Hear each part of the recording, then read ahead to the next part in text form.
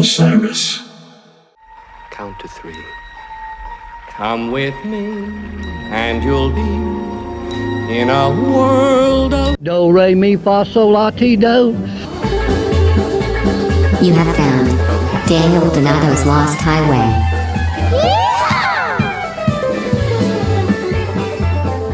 That lost highway.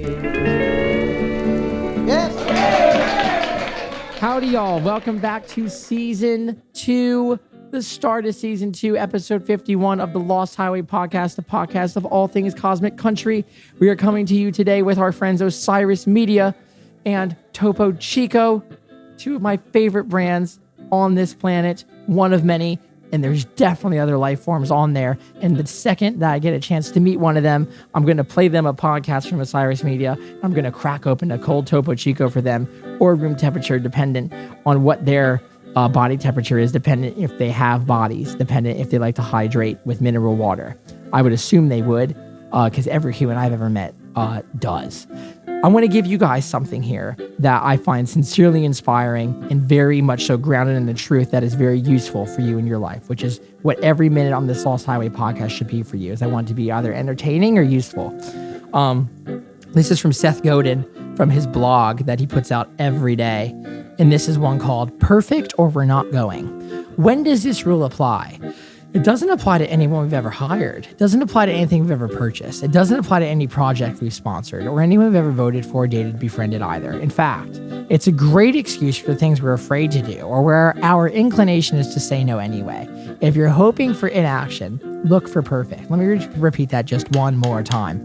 If you're hoping for inaction, look for perfect. And this is the kind of truth that makes you feel humbled, because if you ever think you've ever done anything perfect, you're just so sincerely wrong. And like the very fundamental nature of being a human is the fact that you're created in this imperfect image, literally incapable of perfection. And so everything we do radiates with a beauty of imperfection. So just realize that life is actually probably just a little bit easier than trying to attain something perfect. You might as well just take action. You know, I find that the more action that you take, the more that you're actually collaborating with reality and life. And that life is really the greatest teacher. Nature is the greatest teacher. It's greater than any person you're going to meet or mentor. Your rubber to the road experience with working with the obstacles and opportunities that life puts in front of you to test you are going to be the things that I'm learning this, that allow you to see your patterns of yourself, to see your intuitive reactions to things that come into your mind and into your purview of the simulation of the reality that we all participate in. The only way to move forward is to actually just go ahead and take action. So if you're feeling cluttered, if you're feeling stuck, if you're feeling like it seems impossible, sit down and just think about what are 3 next action steps that you could take. And it's almost magical to see how the road unveils and how the imperfections actually create the everlasting moments of identity that have the opportunity to create something truly captivating, timeless, and useful for everyone who comes in contact with it. I wanted to give you all that to start off this season. Really exciting episode here. Again, thank you guys for tuning in. Let's kick it off in the most cosmic way possible. My next guest today is Jim Pollock, a close friend of everyone in Phish. He's been there since the start. He's done some of the most iconic artwork for the band, going from early album art to legendary posters that have dated back, within the decades, to even this most recent summer tour where you can go and buy some of their pin collaborations that they're doing. And I actually discovered Jim's art when I was asked to be a part of the Clusterflies album. And we did a cover of Back on the Train on there, and the album art came out. I was just like blown away. It took me to a different world. It was just like, this is so pungent and realized and individualized. And I could tell that the printing technique was the most analog that you could do in a realistic sense for a project of that nature. So I did some inquiring and realized it was Jim, and then reached out to Jim's girlfriend, and then Jim was in Nashville during the Phish tour, and we got together in my manager's apartment building, and we drank some iced coffee, and we talked about Goddard College, we talked about veganism, we talked about this is one that's brilliant. that I took from Jim is that it is all right to do things slow and correctly and allow your vision to develop as you work, moving forward with imperfection. I found that to be so inspiring. Brilliant mind, sincerely so experienced, and I'm very grateful to have had the time to sit down and talk with him. Truly the legend, Mr. Jim Pollock. Then now it's I don't know, it's moved on, but like that was where I got my start. But then over time it helped me work in kitchens, be able to like cook, and then teach myself more vegetarian cooking, eating, and just living a healthy life kind of thing. Yeah. Have you ever done the Whole Foods plant-based? Or the meat, the Beyond Meat and Beyond, or I think it's the opposite where it's literally no processed food. right, just right. Yeah, I've had some of that not even product. oil. I think they try to cut that out. Right, as well. they've trying to cut out oil. Yeah, it's like amazing. Like this whole plant-based diet thing seems to be a very it's a trend going on, but I don't think it seems to be represented by like the media and stuff like that, because the media is still involved in older forms of diet and stuff. Right, saying that milk is good for your bones. Right, and all that. And Yeah. And where is just your used to- protein coming from if you're not, Yeah. eating animals and that type of thing? It is tough though, going on tour. I found and not consuming meat protein. I did it vegan for 2 years. I tried it. But I find more and more, especially even this tour, that there's much more access. It's like crazy. People are taking up the, business models to like address these markets that are coming very quickly.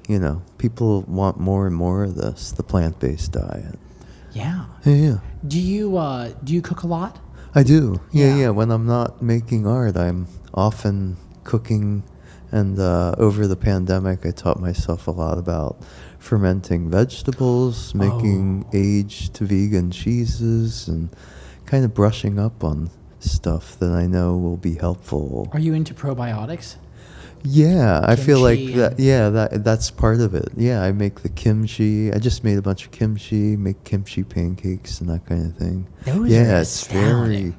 very good for me. Yeah. I mean, as somebody who's in my late 50s, I have to like be careful about what I eat and stuff like that. Things, have effects very quickly that didn't when I was younger.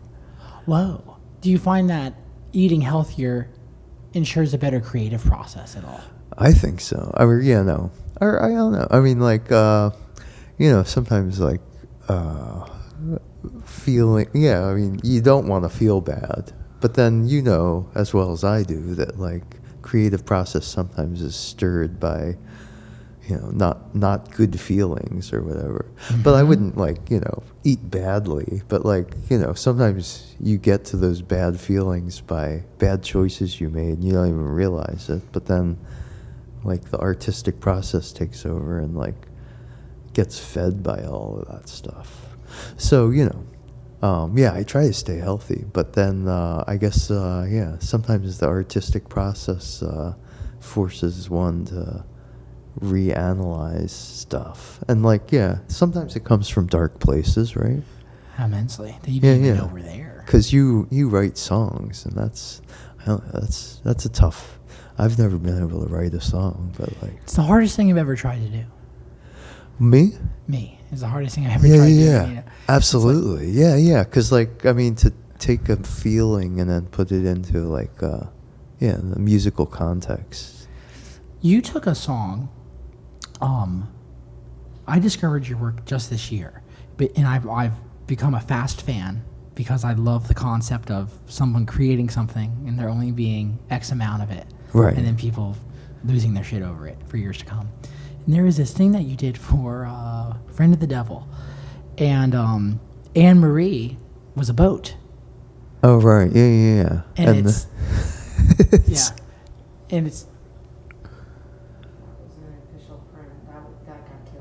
Oh, that got killed. Oh, cool. Yeah. Oh, is it cool if I ask you about the concept behind that? Yeah, sure. Yeah. Oh, I see. Okay. But yeah, I mean, like the interpreting that song, it was like right. I've been listening to that song for over a decade. I'm sure you've been listening to it for decades. I've never thought of interpreting it in that way. Right. Yeah. Or, you know, I'm obsessed with like film noir and kind of like movies from, I don't know, 50s and 60s that are kind of like dark. Me too. And then like, I think it's like that. It's like I turned it into this kind of like guy on the lam, which it is. He's on the lam. Guy on the lam. You know, is that and an he's, archetype of a sort? Yeah, like, you know, avoiding the law and like being kind of lawless. And like, yeah, because like the dogs are chasing him, chased by 20 hounds. And then like, yeah, I was just like kind of interpreting it as like this kind of, you know, this guy did something wrong and the cops are after him and stuff like that. And then, yeah, his boat's the Anne-Marie, who's, you know, waiting for him. Yeah. To help him get away. And the thing you're waiting for is ultimately the first reason why you cry. And it's like the first thing that lets you down. Right. You know, it's like interpreting those archetypes in that abstract of a way was something I would never have thought of in that. Oh, thank you. Basically writing a song. Yeah. Or like it is. It's kind of fun when I get to, I don't know. Yeah, I get to kind of, I draw from a lot of things, but a lot of times like, yeah, sometimes the music itself, being able to like reinterpret music and stuff like that. Like the whole interplay of making a poster for a musical event, you know. Wow. It goes hand in hand with that kind of stuff. But like, yeah, I don't dabble in like the film or the songwriting realm. But like, yeah, it's always fun to like kind of like people look at songs or interpret them all different ways and just try to reinterpret a lot of that stuff. It's fun. Like there's an open-endedness to the whole process. Are fun and open-endedness perhaps one in one? Yeah. I mean, like the net keeps getting, or the tent keeps getting larger, and like, you know, at first I think when I started doing art, I think I was more focused on certain things, but as time goes on, you realize you can just grab from so much. So does that mean you were letting go in some way? Like you were Yeah, I think always. I mean, like I think that's experience. You know, you think you don't realize how limited you are until you like try out some things, and then you have more to draw from just based on experience alone. Right. Whoa. And the more you experience, the more you realize that your presuppositions are not really valid in some way. Right. Yeah.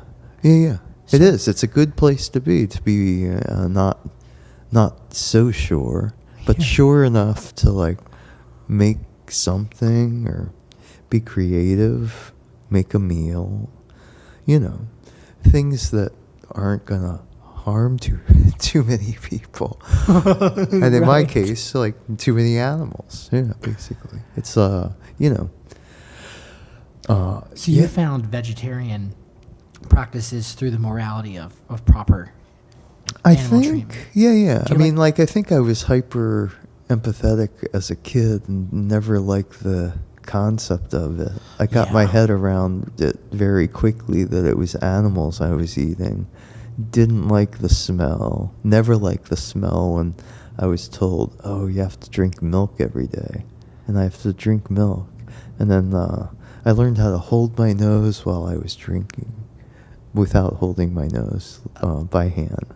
I don't know. There seems to be a muscle back there. And so like I could like drink it and not smell it because I just couldn't stand it. But like it was like this is what you do, got milk, all that stuff. It was like people were just, you know, no, you have to have it or you'll be unhealthy. And it's like I got around it eventually. So I didn't know this about you, and in observing so many works, like dozens of pieces that you've done, there's a lot of animals. Yeah, there's yeah, fish, yeah. there's cows, and Right. there's little friendly animals alive throughout all the work. Right. Interesting now. So it's almost they serve to be symbols of something different than I was interpreting them. Or almost. I think almost. I used to, when I lived in Chicago, I've just moved to Pittsburgh about 3 years ago. I used to do a lot of figure drawing and then also go to the zoo and draw animals.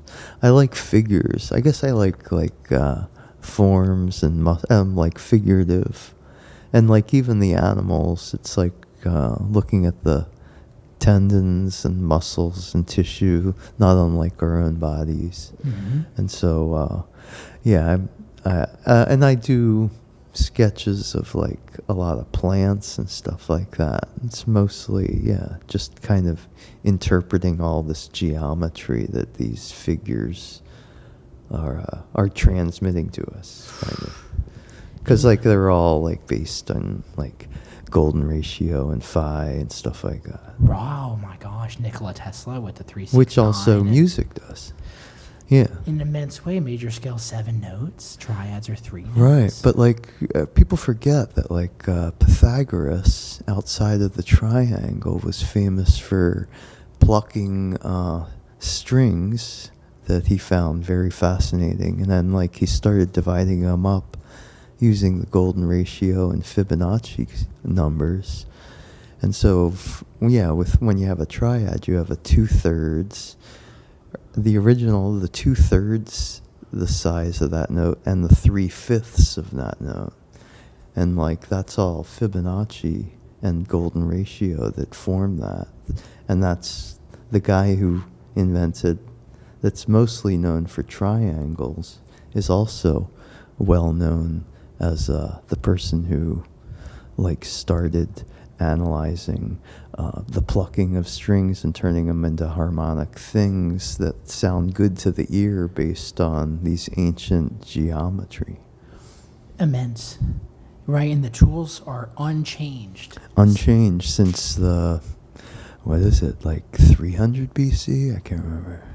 Right?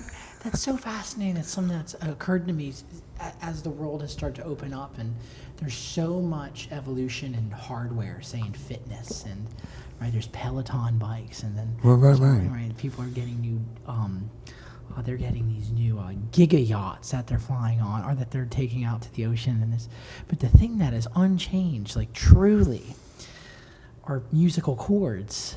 Right. Over I mean, they thousands of change years. globally, and like in India, you find like the microtones, which are even more divided tones that are still related to that same ancient geometry. That is the only difference. But yeah, I mean, then they work with like a whole array of like subdivided strings. They've just gone like, a little further with the whole division of everything. Right, yeah. And then you start getting those beautiful sitar. Right. And these instruments have different resonance levels than your standard guitar. Yeah. Right, and these slack tunings that get so low it's almost imperceptible to our ear. Yeah. And an approach to something that we all share, which is music, and cultures have these different ways of saying this is how we do it, and this is how it affects our culture, and we tell our stories through it. But yet these similar archetypes of songs with just 3 chords. You know, and that's the funny thing too here in Nashville is the thing is you have 3 chords in the truth. Right. And it's like, well, that's not proprietary to this city by any means. That's something that, and again, the number 3. Right. It's almost freaky if you start looking for it and you start seeing it everywhere and it exposes itself to you. Yeah. Yeah. No, it is. It's everywhere. I mean, and it's funny that like, Funny. that like it's like a geometry, but then it becomes like audible geometry on a level. Oh, wow. I've never heard that. Audible geometry. Yeah. I mean, it's using geometric divisions to create the harmonic tones. And like they didn't, if you'll read the history of Pythagoras and like his process of getting to where he got to, he was looking for these tones. And once he like happened on oh, of course, the golden ratio, and I'll start dividing it by that. What is the golden ratio? I want to pretend to know. It's like anything can be divided into like a line can be divided. You can divide it in half, but if you divide it by like 0.618 yada yada yada, then it turns into a tool. So like you can balance a line, but like if you move the thing that's balancing the line to the golden ratio point, then it becomes a lever where it's like more powerful and you're utilizing the line to do something. And then also the same thing can be said, like if you take a string and you divide that by a golden ratio, you get a magical tone with the two together that sounds very delightful to the ear. And like that's magical. And so like people just keep testing that over and over. And that's why everyone likes music, I feel. It's much bigger than us. Yep. Yeah. In a way, that's very humbling. Yeah. Yeah. And then like it also transcends language and all that type of thing. Because like I love world beats. I mean, I love like Latin, Cuban, Afro-Cuban, Afrobeat, Nigerian high life. It's unbelievable. It is, and the thing too is, if you listen to it, it unveils a place in your mind that was always in there that you might have never actually physically been to. Right. Yeah. And like those rhythms. I mean,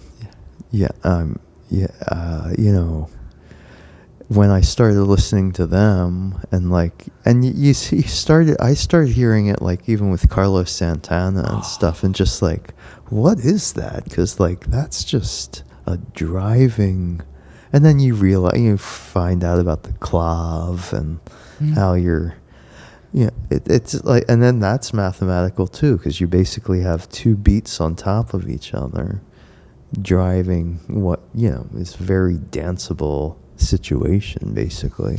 And then you realize, all these cultures go out and dance all the time, and music is part of their ever living existence, where we like kind of parse it out and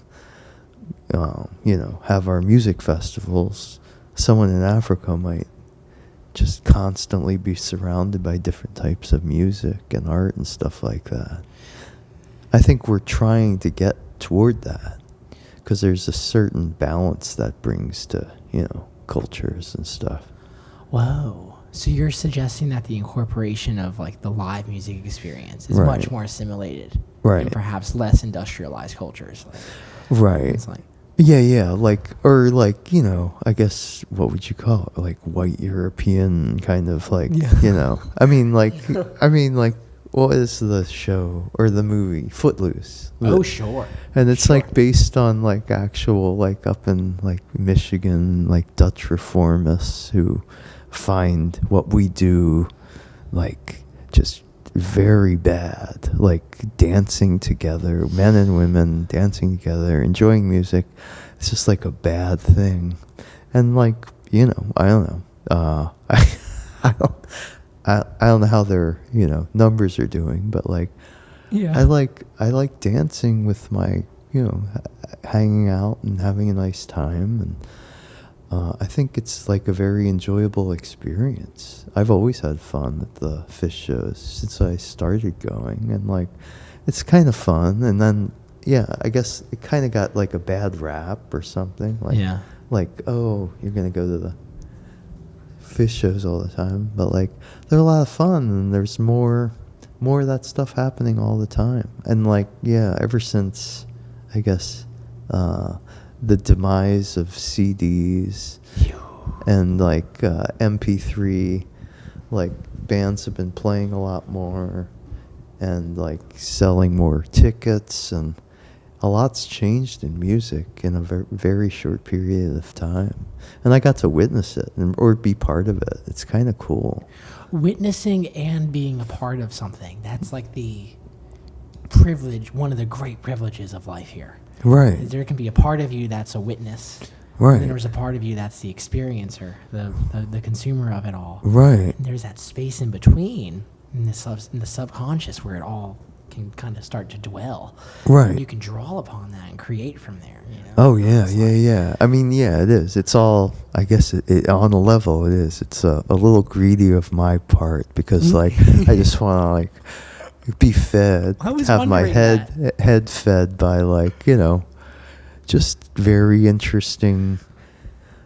Yeah, it's always great to go out to the shows and like I enjoy myself and like and you enjoy myself. Yeah. And then and yeah, just I don't know, it's just a nice experience. I like it never gets tiring. I mean, I've always liked seeing live music of all sorts, but like when you kind of know these people and they have made like this huge catalog of music and you get to watch that, it's like, I don't know, it's like a little surrealistic, I'd have to say. It's like the psychedelic experience in some way too, where is it surreal or is it perhaps so real because it comes from a reality that's so much more benevolent and large from the one we interact with on a day-to-day basis. Right. It's like the most real. It's almost taking over.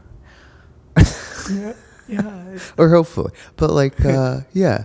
I mean, I myself like have a very limited experience with like psychedelics. I'd say like mostly in high school, a little bit in college, but like really very little. But my high school experiences were almost enough to give me the idea. I always think like those types of experiences give me the thought of like what Einstein tells us. It's like everything is relative, and like even when you think you're perceiving something a certain way, you better turn it over in your head a few ways because like it might not actually be the way you're seeing it or perceiving it. And that's a very powerful thing because like a lot of people are just like, told to go with their first impulse and like not, and it's fight or flight instead of being actually cognitive and like being able to like think about things. And as long as you keep your life kind of simple, hopefully you can do that. Oh, what do you mean by keep your life kind of simple? Well, like kind of have a job that like you can deal with and like and that's always difficult, and I had a lot of jobs and this is my best by far, but like it's all that balance and feed yourself well and have some time for me to go out and dance with a bunch of people and enjoy some music. It's it's not rocket science. It's like, it's, you gotta feed your body. I'm glad that there's like this resurgence of like psychedelics being embraced by the psychological community. Because like that, I think that's the bigger thing. The bigger thing is that like it's become like acceptable for like in terms of like talk therapy and stuff like that, which I've been a big fan of for many years. And oh, like, really? Yeah. And like, it's really how I got to Goddard. I met a guy who was a psychologist who had gotten a degree there. I was going to him, and for a number of reasons. But like, he was like, "What do you do?" And I just started pulling out all these drawings I did. Like, he was like, "You should probably go to a place that like you already are motivated." I'm like an autodidact. I like can teach myself and just keep myself busy all the time. And he's like, "You should go to this college. I just graduated from Goddard." And he told me about it. I went up, And Goddard was like a Dewey. It was John Dewey School of Education, founded in like the 1800s, but like it had a big heyday in the 60s and 70s. Kind of a big drama place. David Mamet went there.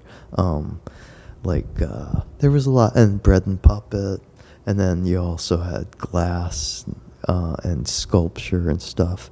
By the time we got there, it kind of like past its prime. We were like there, but like it's teaching a lot of the same things: permaculture, Right. macrobiotic, and stuff like that. But you can teach yourself. They don't like give you any grades. They're like, what do you want to learn?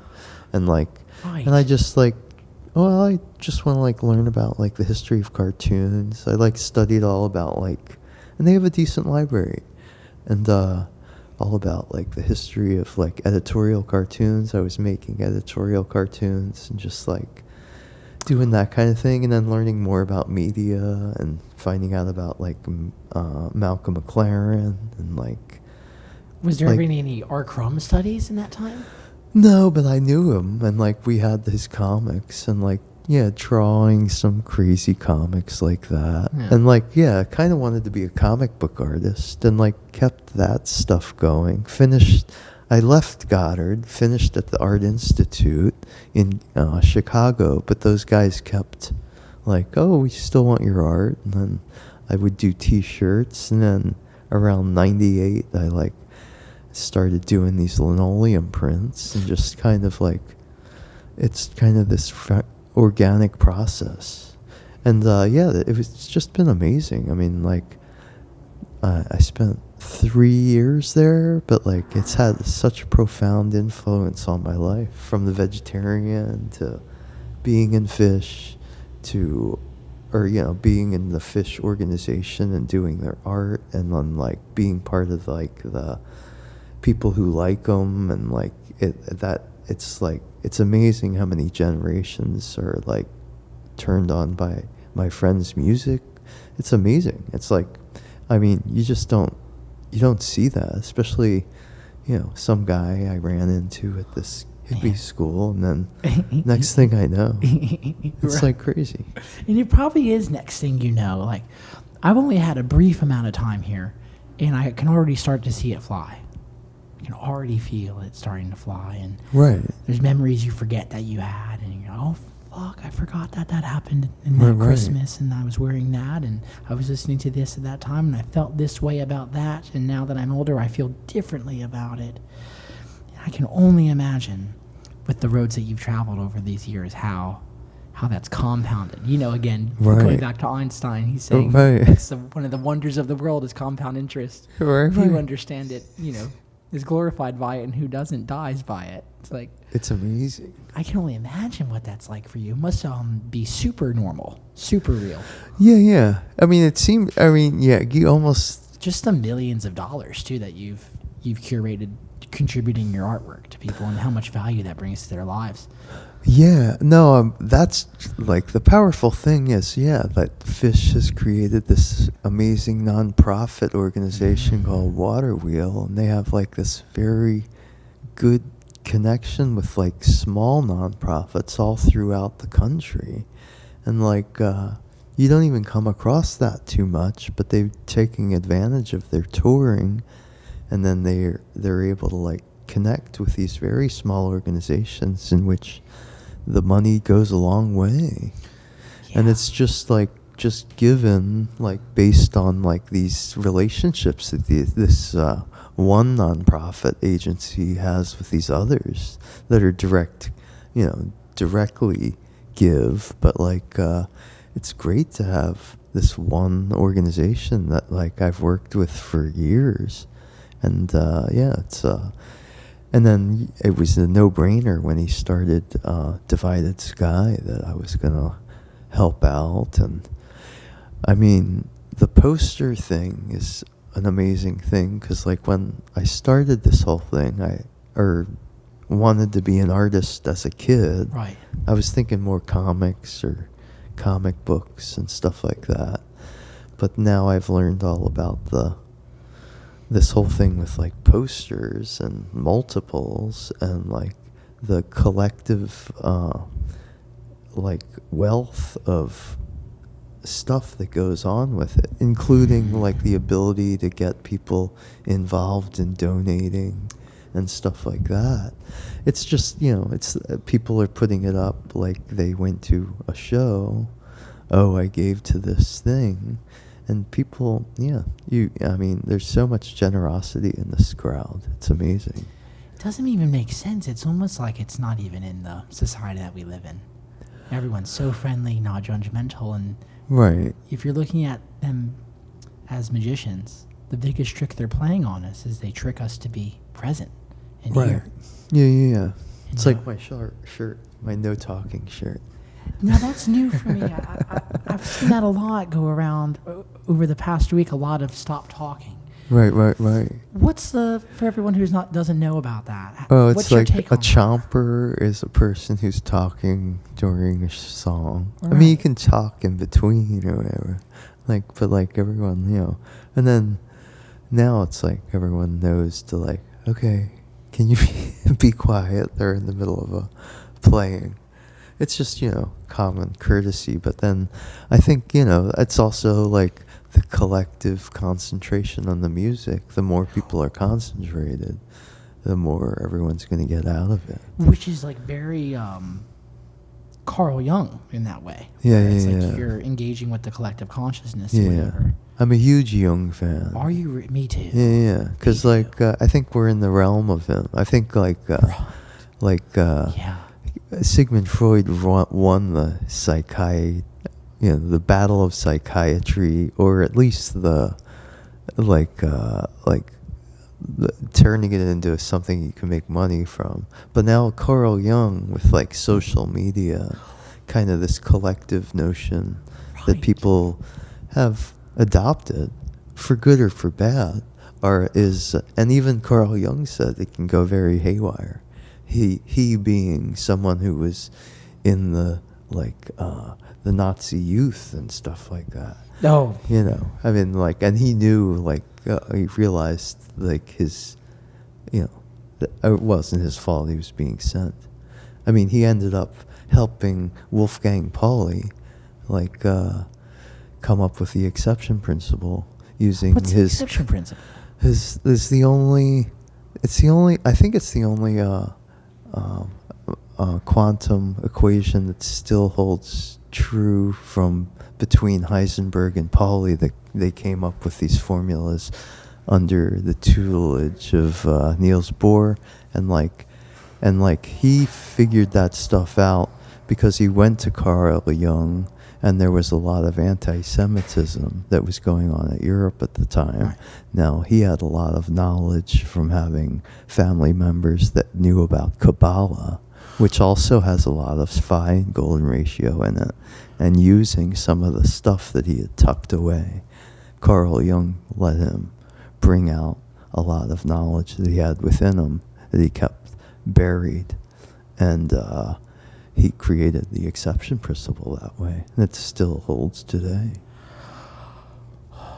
The incorporation of shadow self is one that I'm greatly having fun with right now, presently. Oh, yeah? Thinking about just how that works and how you're simultaneously the anti-hero to yourself. Right. In a lot of ways, and the way that you can progress your journey onward is to incorporate that part of yourself into your own work, and that brings fruition of advancement forward in your art and your interaction with other humans. Yeah. And it's like, if you think about just the history of where Phish is going as well, right, in the 4.0 realm that we're in right now, it's like that is totally what those fellas have done, is they've incorporated perhaps the shadows, right? And Right. we find sobriety, and but at the end we find family, and we find love, and all kinds of different stories that wouldn't have been found unless they traversed those negative parts. Right. Yeah. It's like Carl Jung, man, it's really hard to get around his enormity of contribution. Right. Yeah. He covered it all, and you start to realize his functionality now, or I do now. I feel like it was difficult. I don't know, even back in the 80s, you didn't see his his brilliance shine through the way you do now. Now that you have the internet and stuff. Yeah, right. For better or worse. Yeah. Yeah, for better or worse. Yeah. Well, one thing I wanted to ask you about was the recent cover that you did for Clusterflies. Oh yeah. That's where I discovered your work. Your interpretation of that landscape, where that's taking place. When I go back and I listen to that record now, I can't help but go to that place that you gave us. Right. There, and it's crazy. Like, I want to go to that world. Right. Right. It's like, so what was your approach to doing that whole album? Was it, do you overthink that? Do you? Right. Or I can't remember. Like, yeah, I mean, it was going to be like some kind of like landscape, I think. I think like everything, yeah, I don't know. I just kind of like start throwing things in. I can't remember who the process was.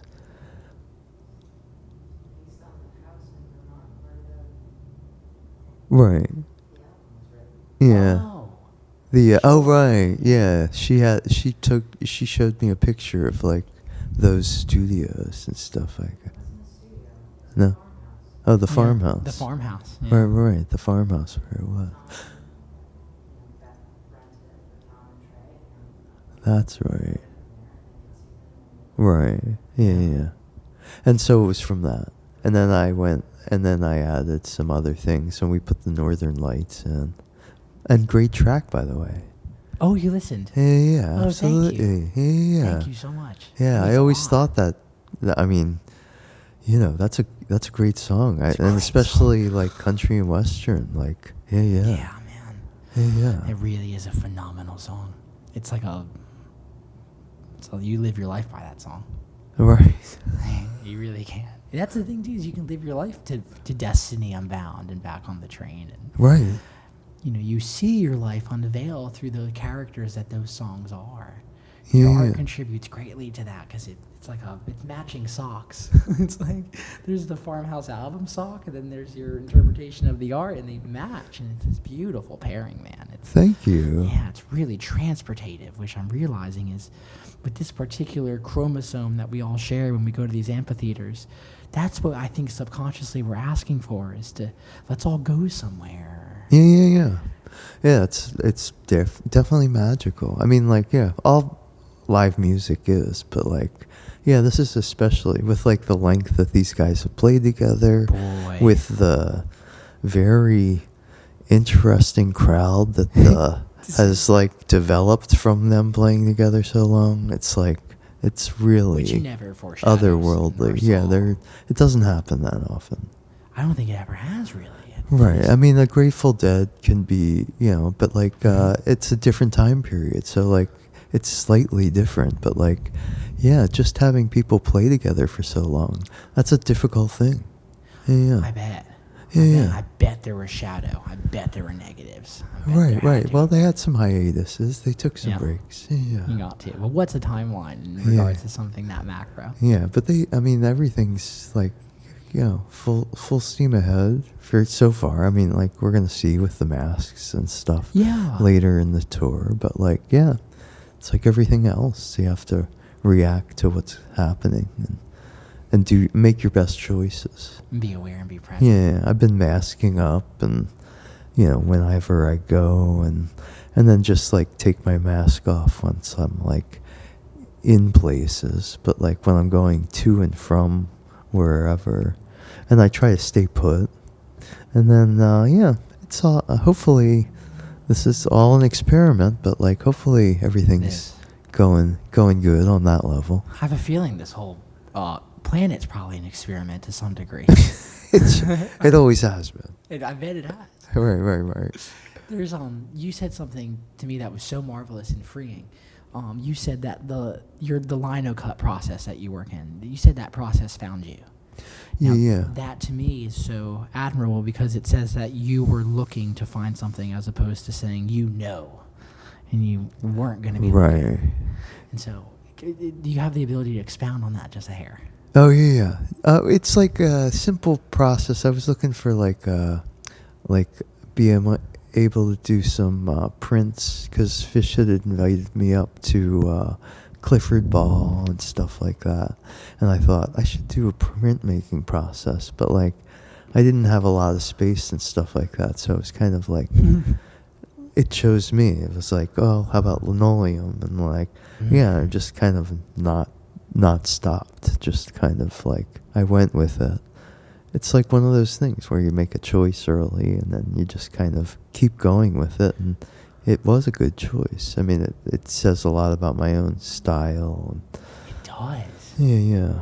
And like, I love the process. It's just so, it takes forever. And I don't know. It's just like, kind of puts you into this like Zen-like process mood where, you know, you just have to wait and be patient for everything to transpire.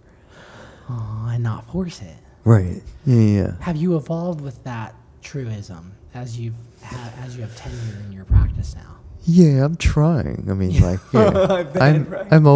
I'm impatient on a level. Yeah, Me yeah. too, yeah. I mean, creative people kind of a lot of times try to jump the gun. Have you it's like- noticed that? Because I'm sure. Yeah. Yeah. I mean, that's a thing. yeah, no, and you fall on your face, and then you try it a better way next time. Okay, that's part of it too. I mean, but like, yeah, I like not just drawing something, and it is. Although I do a lot of that design work, which I like, but like I like the whole printmaking process where you draw it backwards, carve it under the block, print it by hand, all of that. So, yeah, and that's where it started. And I always like to get back to my roots whenever I'm kind of like want to refocus myself. I like, you know, doing a print kind of, and like that's usually at least a few weeks, if not a month. It's a good refocus period. You'll have a few weeks to a month on a single idea. Yeah, because like if you like draw it and develop it, and then you carve it backwards, and then you might have multiple plates that you have to carve. Do you ever fuck a plate up? Sometimes. And then like you glue parts back. But Wow. like essentially less now. Or like, Yeah, of you know, course. I kind of like I've figured out all the things that make me fuck up. But like Really? hopefully, you know, Yeah, I mean hopefully. most of that's you know, you There's get probably better more. and better. The tricks of the trade. Cuz like yeah, it chose me and nobody trained me in this.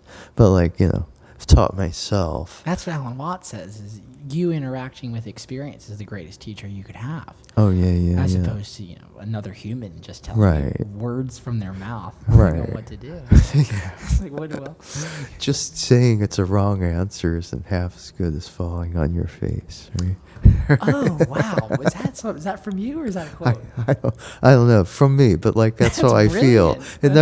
It never gets through your head. You're always going to screw up a couple more times if it's someone's just telling you, nope, that's the wrong way. It's funny. until you have some real experience from like your bad decision or whatever.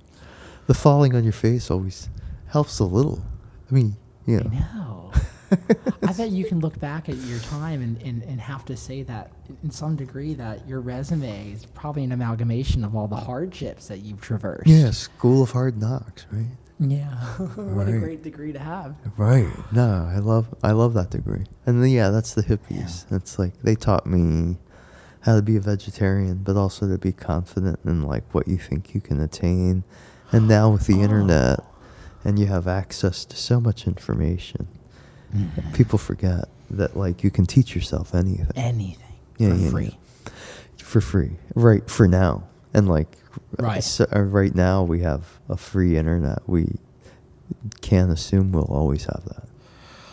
There might be a good era for a paid internet. Right, You can right. do VPNs and secure and browse safely and not be targeted through advertisers, and they won't sell your data. And Right. that's a good way to go about it in some way. Yeah. I mean, we can figure it out, but yeah, you can't just assume that's always going to be available. As a kid who spent most of his time in his libraries looking for information, and now I have it at my fingertips, I guess I'm pretty appreciative, probably more so than somebody who's always had it at their fingertips. Me. Yeah. You don't even imagine reality without Google. It's Right. And looking for songs, all of that stuff. I've become a kind of good guitar player. Paige taught me how to play guitar. And then Really? like, Oh, wow. yeah. And then And then basically I've learned since and taught myself a lot of stuff, YouTube videos, tabs, all that. It's fun. That's great. What do you like to play on guitar? Bossa Nova and jazz stuff. Any Django Reinhardt? I've tried some, but yeah, no, I'm not, I mean, that's tough stuff, man. 2 fingers too. It's like, Yeah.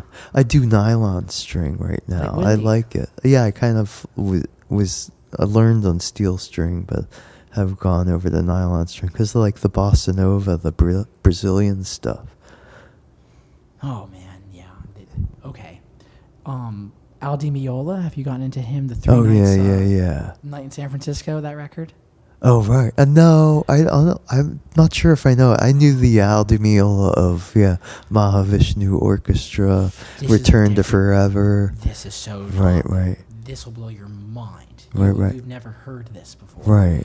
It's 3 nylons, 3 of the most actualized and realized guitarists sharing and dispensing of their ego for one night Right. in San Francisco, and they're jamming too, and they have like a Right. 37-minute bossa nova jam on just nylon guitars.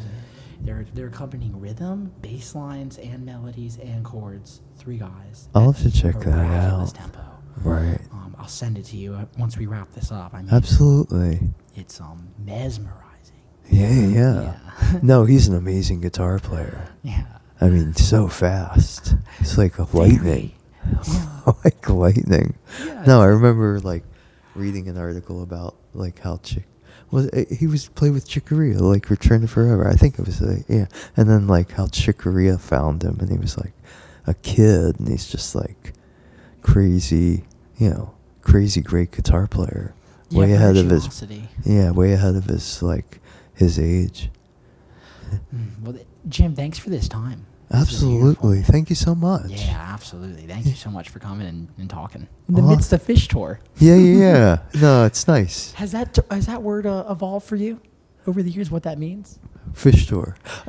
Yeah, I mean, I kind of started touring pretty extensively starting in 2016 or 17, and like kind of enjoying seeing my friends play. In this period of time, I kind of missed earlier periods. I mean, unless they were coming through Chicago, I'd see them.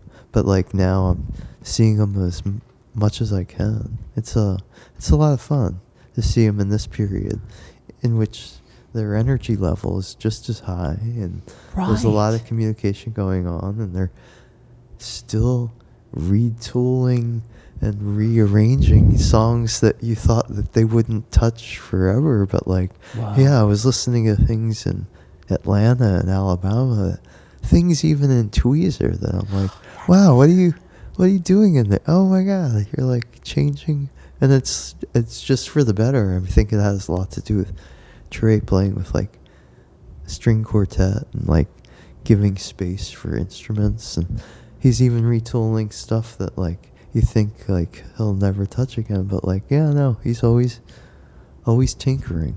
Always. Yeah. Why wouldn't you be, right? The universe is constantly doing that with us. And Right. Our reality, might as well do it with music. The reality we create through it. Right.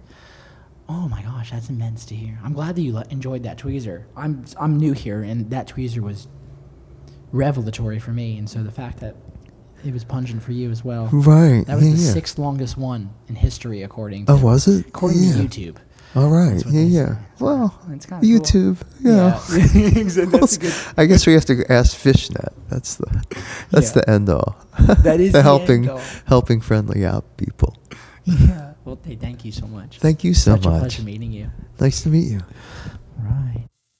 I think Jim is a brilliant example of who you are, bleeds into what work you do. Having had the chance to sit down and talk with Jim, going through the decades of work that he's been putting out, it makes a little bit more sense. It seems a little bit more centralized. It's friendly. It's abstract. It's hyper realized in its individual sense. It's immensely creative, and it's very relatable to the audience that is consuming it. And I really do. I love Jim's work, and I love Jim now as a person. I hope you guys got to see a different side of him in this podcast that you weren't able to access through his art or previous discussions. I know he doesn't do a lot of podcasts. The only one I ever saw him do was one with Tom Marshall, which of course he's known for years. So this was, we improvised. Improvising yields the best results. And that is just the simple art of taking action and letting the universe take care of the rest in some degree. I also think Jim might have said one of the best lyrics ever, which is not yet a lyric because I'm Googling it, helping friendly out people. I think that's really cool. It might be a lyric. Let me know if it is. There's a lot of things I don't see and I don't know, like most things in the world. So I could be missing out on something here. Thank you, Osiris Media, for helping take this podcast to the moon. Thank you, Topo Chico, for keeping it cosmic and keeping us all hydrated. And then ultimately, thank you, Cosmic Country listener, for listening to this podcast and staying on this whole time. We're coming out on the road soon. We have a new album coming out here at the end of September. And y'all stay tuned. It doesn't end. Always something new. Talk to y'all later. Osiris.